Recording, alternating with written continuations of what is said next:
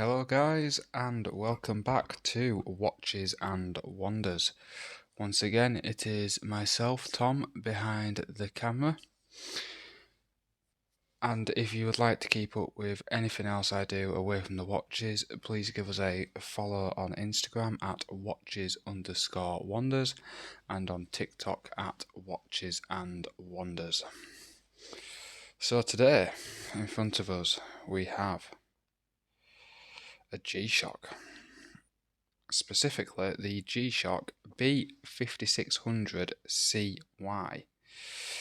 Now, this is a watch that I've posted quite a few pictures of recently onto my YouTube. It's something I've got, especially recently, quite a lot of wear out of, and all I can say for this watch is it is very close to being a watch that is the only watch you will ever need. So let's actually get into it a little bit. So like I say, in front of us we have the G-Shock B5600 CY.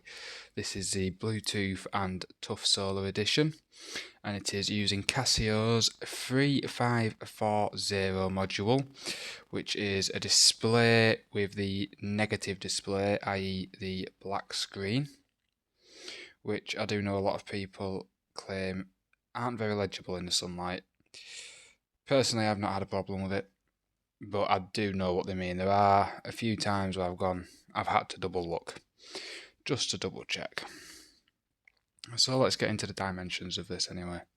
So we have a case of 42.8 millimeters across.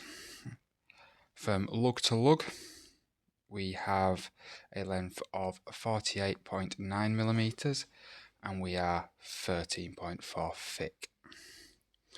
So this is a watch that will definitely, if you have a smaller wrist, it seems to fit on very, very nicely. I have quite a slim wrist myself, and I believe this is probably one of my best fitting watches for, I'd say, my wrist. So I know a lot of people say you shouldn't cover at least 70 to 80% of your wrist.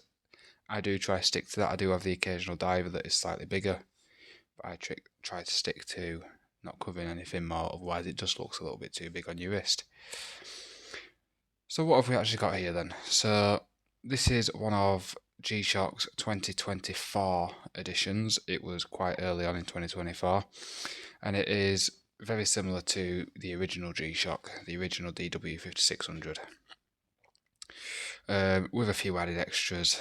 Personally, I know when they brought these ones out for 2024, there was a fair few colourways.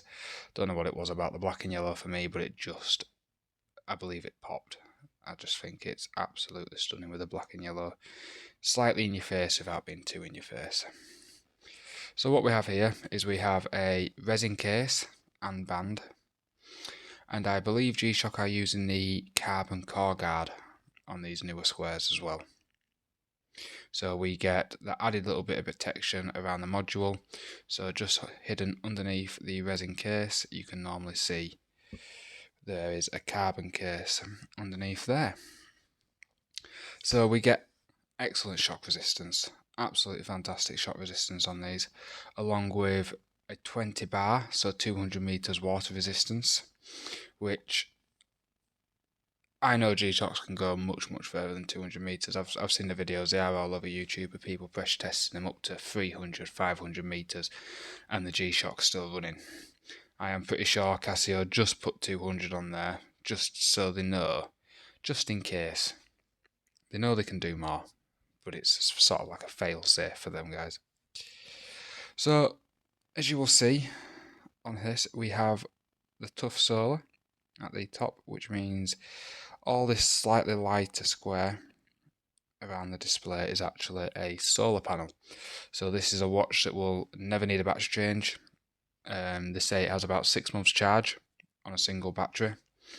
I've never had a problem with any of the Tough Solar Casios. I do own a few, and they are absolutely fantastic. Genuinely fantastic. I've never had to replace, I've never had a problem with a single one of them. They're just amazing. Starts to run low, stick it in your window, leave it there for a day, it's pretty much fully charged. We also have the atomic timekeeping on this one, multiband 6 known as, but if you are out of one of the radio or satellite connections, this also comes with Bluetooth, so you can connect it straight up to your phone and always make sure you have the correct time. Now, with the stereotypical G-Shocks, it does come with an alarm, timer, stopwatch, multiple time zones, and a backlight, and also an auto backlight, which I do currently have set on, but it's a little bit too bright in this room for me to be able to show you. But that would mean when you turn your wrist to look at the time, if it was dark, it would register you are trying to look at your wrist, and it would put a backlight on for you so you'd be able to see. Also comes with 5 alarms, which